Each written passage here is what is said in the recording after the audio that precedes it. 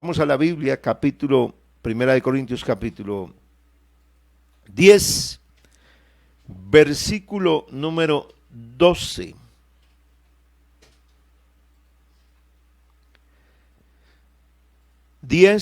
Versículo 12, voy a leer en el nombre de Jesús la palabra de Dios. Así que el que piensa estar firme, mire que no caiga. No os ha sobrevenido ninguna tentación que no sea humana, pero fiel es Dios, que no os dejará ser tentados más de lo que podáis resistir, sino que dará también juntamente con la tentación la salida para que podáis soportar. Gloria al Señor. Vamos a orar que Dios nos hable esta mañana. El tema, el peligro de la libertad. El peligro de la libertad. Soberano Señor, Dios Todopoderoso, estamos aquí para oír. Estamos aquí para ser instruidos. Estamos aquí para que tú obres en nuestra vida. Dios de Israel, hay necesidad de aprender, hay necesidad de comprender, hay necesidad para poder vivir este glorioso evangelio, el cual tú lo has entregado para la salvación, para la edificación de nosotros y para que permanezcamos esperando de los cielos la venida de nuestro Señor y Salvador Jesucristo. Úsame ahora como instrumento que pueda llevar la palabra como debo de hacerlo, que pueda hablarla como debo de hacerlo, para la edificación, Señor, en el nombre de Jesús de Nazaret. Amén y amén. Bueno, mis estimados hermanos y amigos, qué gusto poder estar con ustedes en esta mañana una vez más. Y bueno, saludarlos a todos, a los que están cerca, la iglesia aquí en Altamira, saludar también a los que están lejos, a los que están en Colombia, en otras ciudades que se unen a la transmisión, a los que están en el extranjero. También les saludo a ustedes en el nombre de Jesús y me alegra poder compartir esta mañana a los que están lejos en países lejanos, que no es la mañana, sino que ya es el mediodía y más tarde. También les saludamos porque sabemos que aquí tenemos gente ahí conectada. Así que el Señor te bendiga, te fortalezca y siga derramando bendiciones sobre usted. Y le animo para que continúe fiel en el Señor. Y el que no se ha decidido por seguir a Cristo, yo creo que Dios nos está dando suficiente enseñanza, nos está dando conocimiento, está llevándonos a que podamos tomar una decisión realmente concreta y clara en el Señor. Así que vamos a la palabra y quiero compartir entonces a partir de este tema. Estamos hablando en el capítulo 10 del ejemplo de Israel y de todo lo que ellos vivieron. Ahora, en ese contraste Israel, iglesia de Corinto, cuáles eran las situaciones que se podían presentar, el peligro que había de que los creyentes en Corinto también fueran a pasarle lo mismo que le pasó a Israel.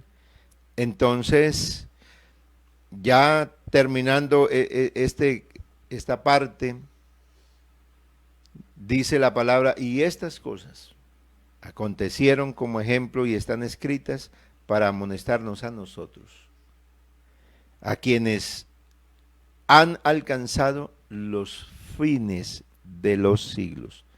Así que para nosotros, más que nunca, ¿en qué estamos? En el final de los siglos, en el fin.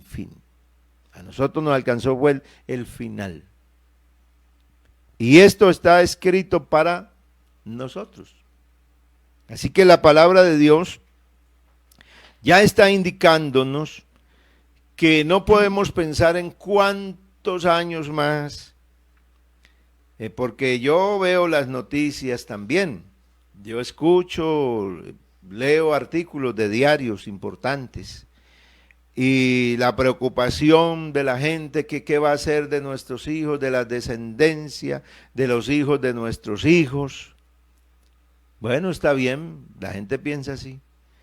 Porque el hombre natural, dice la Biblia, no puede comprender las cosas que son del Espíritu. No puede comprender las cosas de Dios porque para él son locura, pues se han de discernir espiritualmente. Eso lo leímos ya en esta carta a los Corintios. Así que hay gente preocupadísima por el futuro y a esto le ven no sé cuántos años. Yo estoy seguro que a esto no le falta mucho tiempo, porque estamos en el tiempo del fin, dice la Biblia, que cuando sucedan todas estas cosas, debemos estar aquí así, no, dice, debemos levantar la cabeza, estar erguidos, porque nuestra redención se acerca. Ya, eso es lo que nosotros estamos esperando eso, estamos esperando el Cristo poderoso y glorioso que va a levantar su iglesia. Por eso tenemos que estar alerta de lo que vivamos ahora, de la hora. Así que el que piensa estar firme, mire que no caiga. Tenía el apóstol Pablo que llevar a la iglesia a una consideración, a hacer una estimación, a hacer una evaluación clara. El hecho de tener todas las promesas de Dios, de saber de Dios y de conocer y más, de tener la manifestación del poder de Dios en su vida, los dones espirituales, no hacía que el creyente, que la iglesia de Corinto se mantuviera firme y que por lo tanto no corriera el peligro de caer. Por eso el apóstol le dice, el que piensa, el que considere que está firme, el que esté estimando que no tiene ningún problema, que está seguro, tiene que observar, tiene que mirar con detenimiento de que no vaya a caer, de que no vaya a tener pérdida. Así que el hecho de tener a Dios, así como lo hemos venido mirando, que Israel teniendo a Dios, teniendo promesas de Dios y habiendo salido todos para heredar la tierra, no todos entraron. Los corintios, todos habiendo recibido el poder del evangelio para ser salvos y habiendo sido ahora una nueva comunidad, la comunidad cristiana, o sea, un cuerpo allá, Cristo era la cabeza y ellos eran un solo cuerpo, estaban corriendo peligro y algunos se consideraban que estaban muy firmes. Por eso tenemos y debemos tener cuidado, por eso no determine su cristiandad y su firmeza en el Señor por el tiempo que llevan. Yo lo digo y lo seguiré diciendo, el tiempo a veces no ayuda mucho, en el sentido cuando uno confía en el tiempo que lleva. Cuando la persona considera que por el tiempo que lleva, por los años que tiene, es cuando quizás solamente presume. Dice, aprendan, porque dice, no, de la experiencia aprendan de nosotros que ya somos viejos, que tenemos canas. Pero a veces eso no es sabiduría, es una pretensión de sabiduría, pero no lo es. Porque a veces uno se confía es en los años que tiene, en la edad que tiene, y entonces como se dice común, como cae como de sentido común, no que en el anciano, que en el hombre mayor, que en la persona mayor está la sabiduría, pero no siempre está la sabiduría. Hay gente mayor que es muy terca, Sí, que es obstinada. Por eso es que Pablo dice, hay cristianos que llevan años, que son tercos, que son obstinados, que no quieren, que dicen, no, pero ese muchachito, ¿cómo me va a enseñar a mí la palabra? ¿Qué me va a hablar si yo tengo experiencias? No, uno tiene que tener claro que cuando se acerca a Dios, el que se imagina que sabe algo, dice aquí la Biblia, ya lo leímos, todavía no lo sabe, como debe saberlo. Así que si yo puedo explicar algo aquí, no es porque yo ya sepa algo, no. Todavía me falta conocer muchísimo, mucho nos falta conocer, porque en parte conocemos, en parte, solo conocemos un poquito. Así que tenemos que vivir así, con esa humildad, porque aquí está hablando de humildad.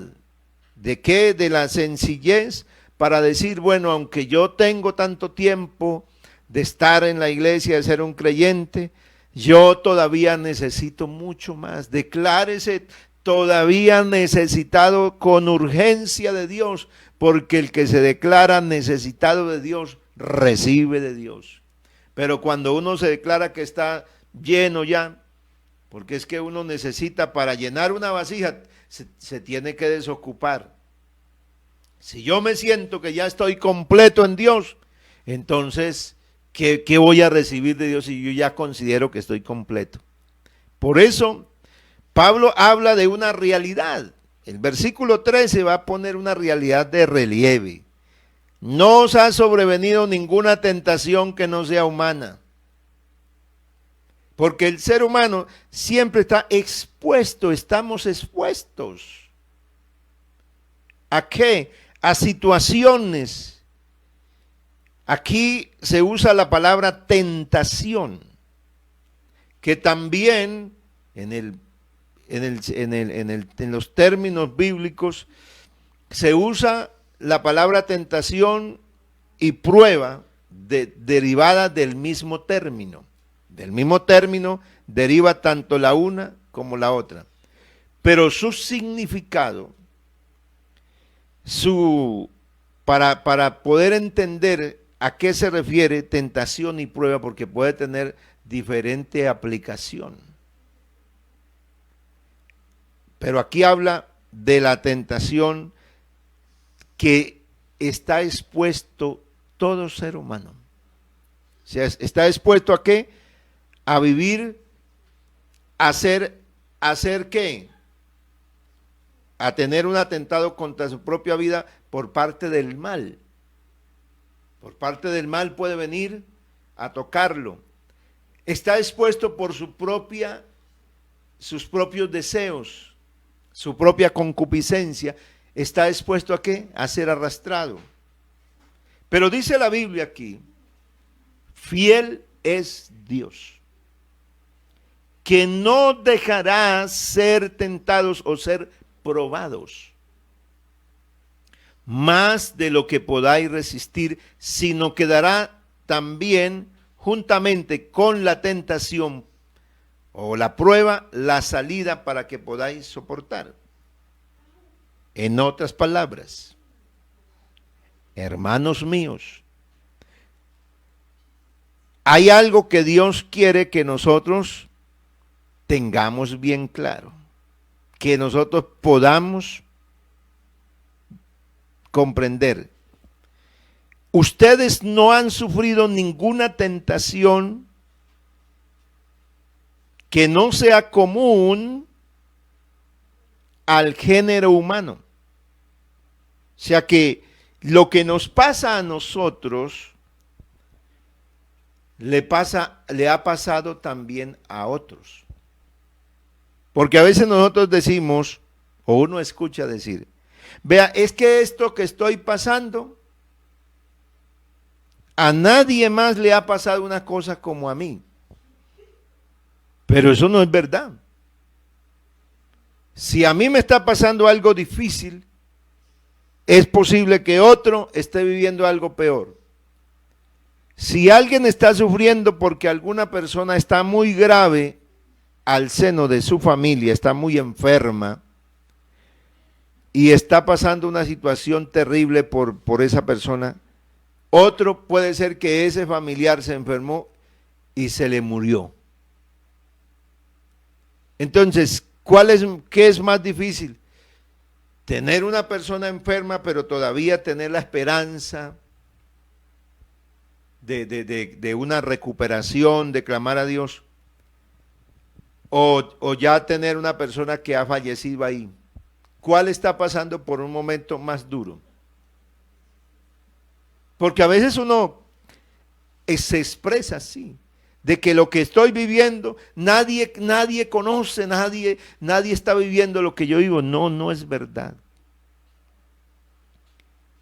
Dice la palabra que no nos ha venido, no estamos pasando por una situación que no la esté viviendo o que no la haya vivido otro ya.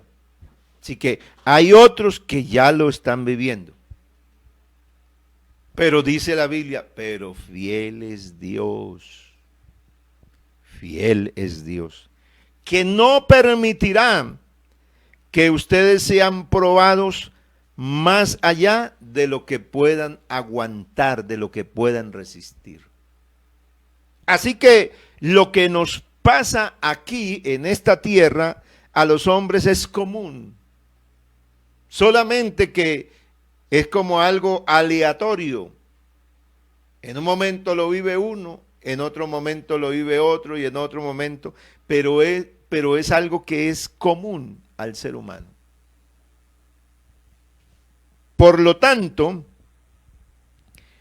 Dios está diciéndole a la iglesia, a los corintios, que el Señor no va a permitir, y esto es lo que tenemos que tener claro, dice, Dios no va a permitir que nosotros vivamos una situación más allá de lo que podamos aguantar. Por eso hay personas que dicen, ya no aguanto más. ¿Usted ha dicho eso alguna vez? Quizás sí. Lo hemos dicho. Ya no soporto más. Ya no puedo más. Ya no quiero más. Pero el Señor dice que Él no permitirá. No permitirá. Esa es la tentación. La tentación ahí en ese sentido es a que uno llegue a ¿qué? A tirar, como dice el dicho popular, a tirar la toalla, a rendirse, a no seguir más. Pero el Señor dice, no, fiel es Dios, Él no va a permitir que usted vaya a vivir algo que no puede aguantar. Lo que Dios permite que uno viva es porque lo puede resistir. Más bien cuando llegue esa hora de prueba, de tentación, Él mismo también dará la salida. Así que Dios, ¿qué dice? Que cuando venga esa situación, los corintios tenían unas situaciones que lo estaban poniendo a prueba. Se estaban poniendo a prueba en ellos. ¿Por qué? Se estaba poniendo a prueba lo que verdaderamente ellos eran. En sí, la prueba tiene que ver entonces con que alguien manifieste, que se ponga de manifiesto sus principios, sus aptitudes, sus habilidades reales, más allá de la apariencia. Creo que aquí esta mañana mi esposa estaba diciendo algo así, que nuestras vidas son cartas leídas para todos los hombres y que a veces uno refleja una imagen en cierto lugar de una manera y en otro lugar tiene otra imagen. Así que se pone a prueba es el verdadero carácter.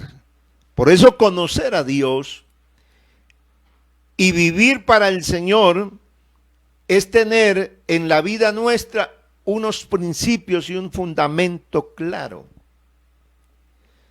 Porque cuando uno no se afirma en el Señor, cuando uno tiene una verdadera unión al cuerpo de Cristo, por eso fácilmente se desliga. Porque cuando viene algún momento de situación dura, entonces se aparta.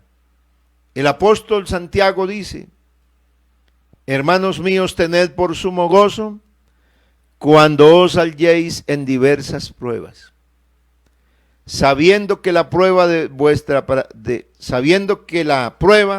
vuestra fe produce paciencia. Así que aquí el apóstol dice que debemos tener por sumo gozo, cosa como difícil, ¿no? Y extraña que un hombre hable así. Pero es que el que ha conocido a Dios, el que está claro, donde se puede manifestar, donde se ve de verdad el carácter, no el carácter de humano, sino el carácter divino que está en esa vida, entonces puede soportar la prueba, la tentación, eso que lo quiere como inducir. En el caso de los corintios, ¿cuáles eran las cosas que los estaban como atrayendo? ¿Qué cosas los podían sacar de la firmeza? ¿En qué los ponía en peligro? Pues los ponía en peligro la cultura que tenían, la cultura de donde salieron. Recordemos que Israel salió de Egipto y se metió en el desierto, pero no le salió a Israel, algo no le había salido. Del corazón de Israel no le salieron los recuerdos de Egipto. Todavía añoraba. Llegaron momentos en que añoraron vivir en Egipto otra vez. Y eso era a esa tentación está expuesto el mismo creyente. Por eso la gente a veces dice: ay, pero pastor, ¿será que eso es malo? Es que de alguna manera el que pregunta eso, ya su conciencia le está hablando de que lo que va a hacer no es, pero está buscando una aprobación para ver si hacer eso alguien se lo legaliza, porque ya la conciencia misma no le está diciendo que no. O sea, el Espíritu Santo le está mostrando que esa decisión no es. Pero como anhela, como siente, como hay una invitación, alguien lo está llamando, alguien lo está arrastrando para allá, las malas conversaciones corrompen las buenas costumbres. Entonces quiere buscar un alivio, una tranquilidad, porque algo lo arrastra, algo lo está poniendo a prueba, algo lo está tentando, lo está tocando. Y a los corintios los tocaba la vida pasada de donde habían salido, de esa cultura. El mundo, nosotros salimos del mundo en el sentido espiritual, estamos en el mundo, pero lo que hay en este mundo nos toca. Nos llama la atención, nos quiere arrastrar para allá. A los corintios los arrastraba en este sentido que viene hablando Pablo: huid de la idolatría. Por tanto, huid de la idolatría. ¿Por qué habla Pablo a los corintios de esta manera? De huir, o sea, escápense, sepárense. ¿Qué significaba huir? Parece que se estaban como familiarizando mucho con eso. con el culto del cual ellos habían salido ya. Y parece que volvían como a qué, como a dejarse llevar hacia nuevamente a ese culto. ¿Basados en qué? En la libertad. ¿Basados en qué? En el conocimiento que tenían. Porque a veces la gente basada en el conocimiento, arrogantemente, con altivez habla, no, pero yo soy un hombre maduro, yo conocí al Señor hace rato para dejarme, y a veces y no acepta ninguna amonestación, ninguna corrección, porque se considera a sí mismo. Y el considerarse a sí mismo es el peligro, porque está confiando en sí mismo. Y esa confianza en mí mismo es la que me mata. Cuando uno aprende a conducir un vehículo, Dios mío, eso está, usted no espabila del timón. Usted está ahí, usted no habla, no mira a nadie, el que está al lado, el que le está indicando. El instructor está ahí sentado al lado y le está diciendo eso, usted ni lo mira. Pero mire, pero pasen el tiempo ya conduciendo. La confianza. Los accidentes de muchas personas en vehículos es por la confianza. Uno ya está confiado que eso maneja solo, cuando no se da cuenta que se está saliendo. Uno por la confianza, ¿usted cree que cuando está aprendiendo a manejar coge el teléfono en la mano? No, nunca. Pero cuando uno ya sabe manejar, está mirando, leyendo y tenga el accidente. La confianza. Cuando uno se confía en uno mismo. Los corintios en esa época estaban llegando a eso, estaban confiando. No, nosotros ya tenemos tiempo de conocer al Señor. Es más, pasaron estos, pasó Apolos, pasó Pablo. Conocemos todo eso de memoria. ¿Qué más nos van a decir a nosotros? Pero Pablo sí tenía algo que decir. Les dice, hermanos míos, escapen, como a sensatos, o sea, como a sabios, os hablo. Juzgad vosotros lo que digo. O sea que Pablo está apelando ¿a qué? Al criterio de ellos. A que ellos mismos puedan dar un criterio de lo que Pablo está diciendo, de los argumentos que le está poniendo, que le está exponiendo Pablo, porque está argumentándoles con ejemplos. Le digo, pues juzguen ustedes mismos. O sea, el criterio suyo, pónganlo, ustedes son gente sabia, no son cualquiera. Y entonces les va a decir en qué están yéndose, qué los arrastra. La copa de bendición que bendecimos no es la comunión de la sangre de Cristo. El pan que partimos no es la comunión del cuerpo de Cristo. Pablo apela ¿a qué? Al ejemplo de la Santa Cena. Porque la institución de la cena, que es lo que dejó el Señor la última noche antes de ser entregado, antes de ir a la cruz, Él les dejó que hicieran un ritual que hacían los judíos de participar del pan y de participar del vino. Y Él les dio que de ahí en adelante ese ritual cambiaba y se iba a hacer en memoria de Cristo. Ese pan se iba a hacer recordando que Cristo fue entregado por ellos, y esa copa iba a ser recordada en que su sangre se había derramado para perdonarlos, y era el nuevo pacto, era la nueva alianza. Basado en eso, Pablo le recuerda que cada vez que la iglesia de Corinto participa de la cena del Señor, entonces está trayendo a la memoria ¿qué? La obra de Cristo. Y es lo que habla aquí de comunión. No es la comunión, porque eso fue lo que nos unió a Cristo. El sacrificio de Él ya nos unió para ser un cuerpo, y somos el cuerpo de Cristo. Entonces, La copa de bendición, esa, la Santa Cena. No es la comunión de la sangre, y el pan que partimos no es la comunión del cuerpo. ¿Por qué? Porque todos en Cristo somos un cuerpo. O sea, somos un cuerpo. Usted está allá lejísimos. Usted está aquí cerca. Aquí hay diferentes sedes de la iglesia. Está aquí en este barrio en Florida Blanca. Aquí estamos aquí en Altamira. Pero aunque estemos lejos, otros están allá en Europa, están en África, están en Norteamérica, están allá en el Cono Sur, en Chile, en Argentina, pero todos somos un cuerpo, nos une algo.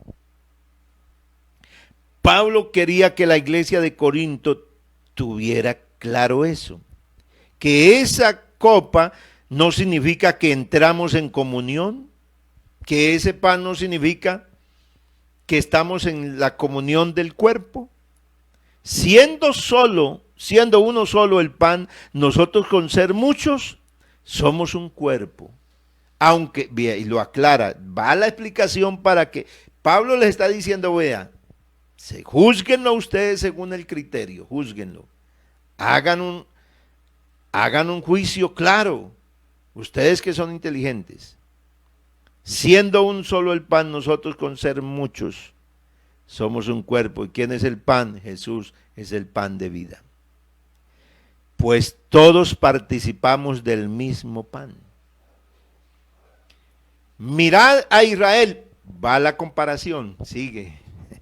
Mirad a Israel según la carne, o sea, según lo que ellos hacían en la tradición judía. Los que comen de los sacrificios no son partícipes del altar. O sea que cuando el sacerdote levita presentaba los sacrificios junto con el pueblo, porque había algo que se hacía, y era el oferente, el que llevaba la ofrenda, el que ofrecía la ofrenda, dos, y quien recibía la ofrenda. Aquí se unía entonces, ¿qué? En ese culto del Antiguo Testamento estaba el que venía a presentar la ofrenda, venía a hacerlo con el fin de poder tener una comunión ¿con quién? Con Dios. Venía con el fin de arreglar alguna situación que tenía, porque se había cometido una falta, porque había ofrenda por el pecado, pero había ofrenda de acción de gracias, de reconocimiento. Pero todas las ofrendas tenían que ver con algo, con unir lo divino con lo humano. Pero para eso había unos ministros, los sacerdotes en el caso del Antiguo Testamento, que eran los que estaban puestos para ofrecer el sacrificio que traía el oferente. ¿Y hacía qué? ¿Qué hacía de esto? Comunión. Había comunión, ¿por qué? Porque el que traía la ofrenda hacía un reconocimiento de ese ministro que estaba ahí. Y el que estaba ofreciendo hacía un reconocimiento que lo que estaba haciendo él, lo estaba haciendo porque Dios se lo había mandado y Dios iría a aprobar eso. O sea, Dios iría a recibir ese sacrificio. En ese sentido, Pablo está poniendo ese ejemplo a los corintios, vuelve a traer el ejemplo de Israel, dice, no son participantes del altar los que comen de los sacrificios, porque de ese sacrificio al terminar el mismo sacerdote comía y se hacía partícipe. Ahora dice, ¿qué pues? ¿Qué digo pues? ¿Que el ídolo es algo? Pregunta, está haciendo pregunta, ¿qué pues? ¿Que el ídolo es algo? ¿O que sea algo lo que se sacrifica a los ídolos? Como ya habló en el capítulo 8, dejó Pablo claro que el ídolo que es nada, que un ídolo no es nada en el mundo y que no hay más que un solo Dios, que no hay más. Y que todos tenían ese conocimiento, o sea que allá en la iglesia, pero en los siguientes versos del capítulo 8 dice, pero no en todos hay este conocimiento. O sea que algunos juzgaban y veían que un ídolo tenía poder. O sea que lo que se hacía para el ídolo sí respondía. O sea, había respuesta en ese sacrificio que se hacía, que no podía entonces considerarse que eso no era nada.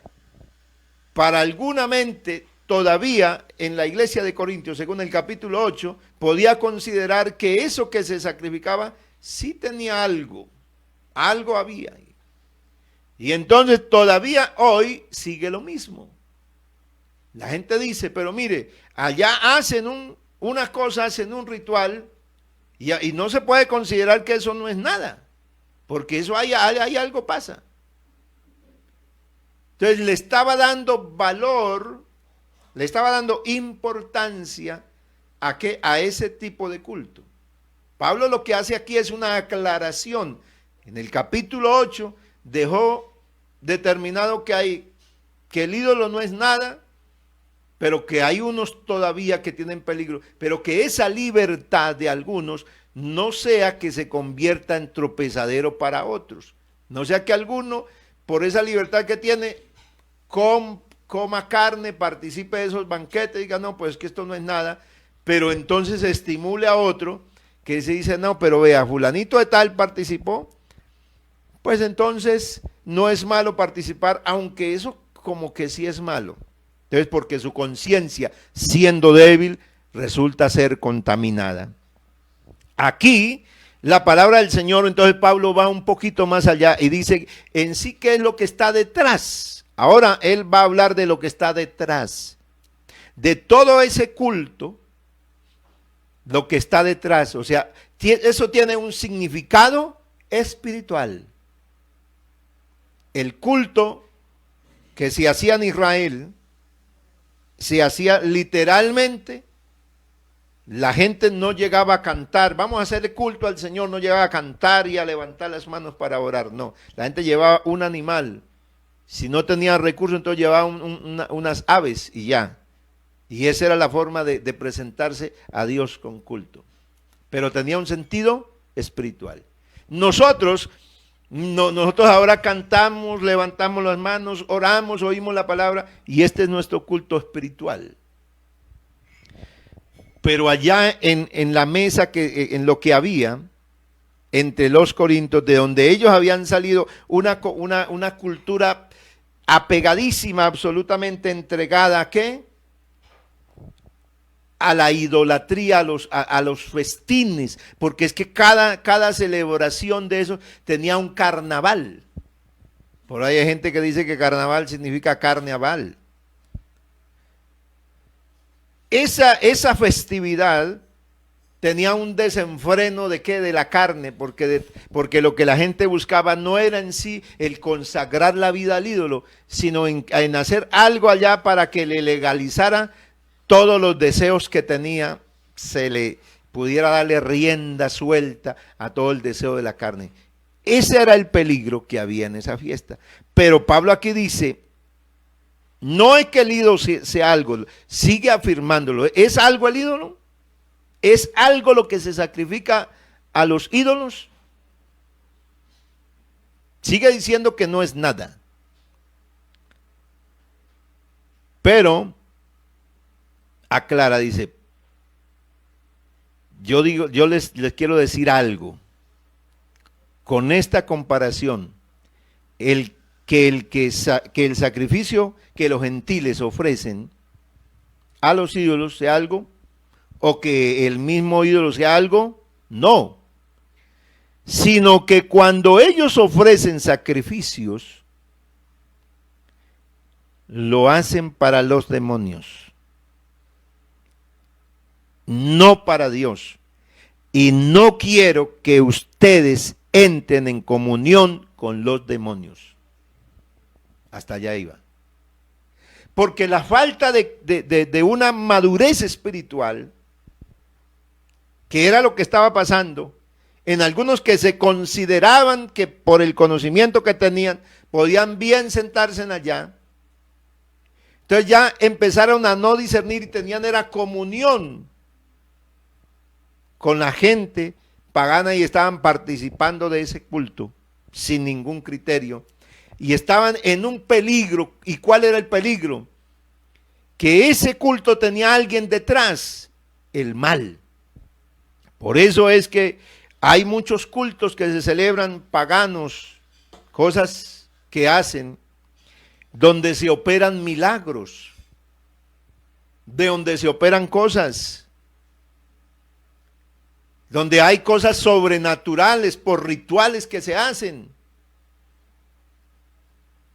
Y entonces, a mí me decía alguna vez una persona, dice, vea, usted cree en Cristo, ustedes los evangélicos no creen sino en solo Cristo, en solo Jesús.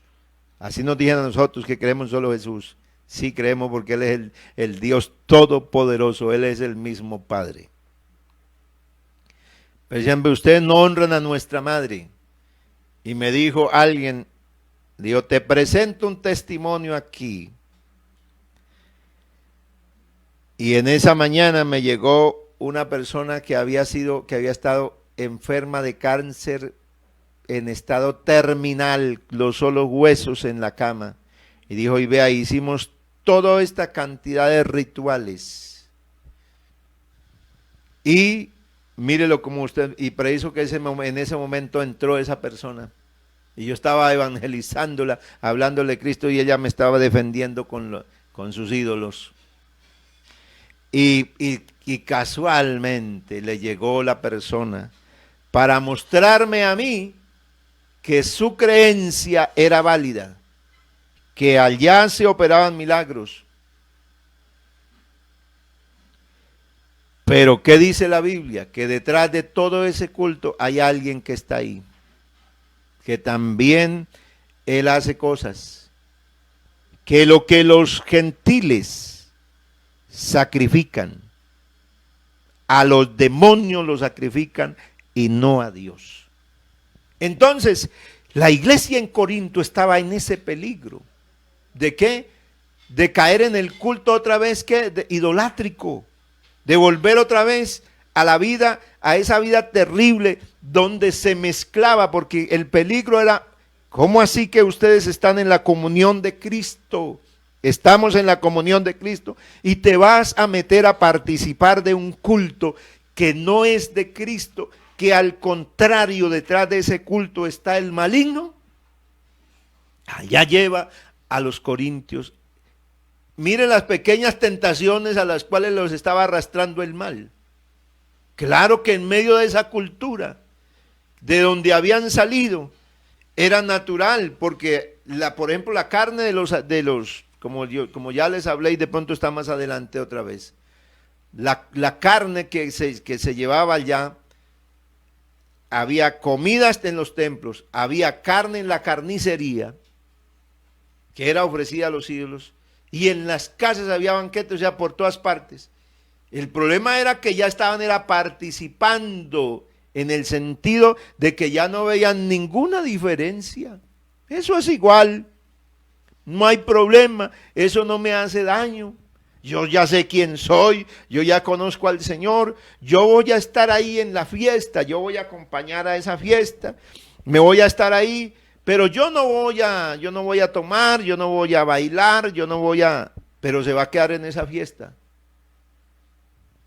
¿Y qué hace si usted va allá? Pues que nos ha tocado ir a fiestas, a ceremonias, pero ¿qué hace usted quedándose ahí 1, 2, 3 horas ahí, escuchando palabras que no debe escuchar y recibiendo una cantidad de cosas y siendo incitado como que ya termina, al final ya está recordando otra vez y está diciendo, oiga, pero esto no es ni tan malo, no vean, la gente se está tomando un trago ahí y vea, y están hablando, vea, como con madurez, como que empieza a ver que eso no es tan malo. Si detrás de eso hay alguien, detrás de eso está el mal, que es el que arrastra. Allá iba el Señor diciéndole a la iglesia de Corinto que tuviera cuidado, que tuviera cuidado. No podéis participar o beber la copa del Señor y la copa de los demonios. No podéis participar de la mesa del Señor y de la mesa de los demonios. O provocaremos a celos al Señor, somos más fuertes que Él. El culto mezclado, la mezcla aquí es el peligro absoluto. La mezcla, el no tener un criterio. Por eso a veces el cristiano se ve así como carta leída, no se le ve si es o no, porque en algún momento parece que fuera más de allá, y en otro momento que está en la iglesia, qué consagración tan total, qué hombre de Dios tan impresionante.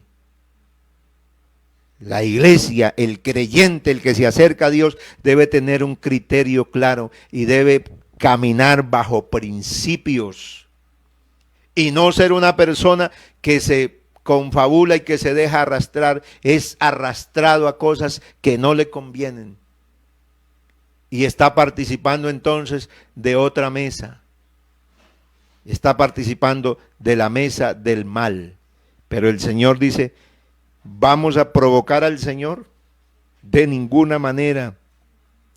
Nosotros no podemos sentirnos más fuertes, o sea, ¿cómo así que nosotros sí tenemos criterios? No, es que yo puedo entrarme ahí, es que yo puedo entrarme en una taberna y a mí no me pasa nada, es que yo puedo entrarme en una discoteca. Entre a ver.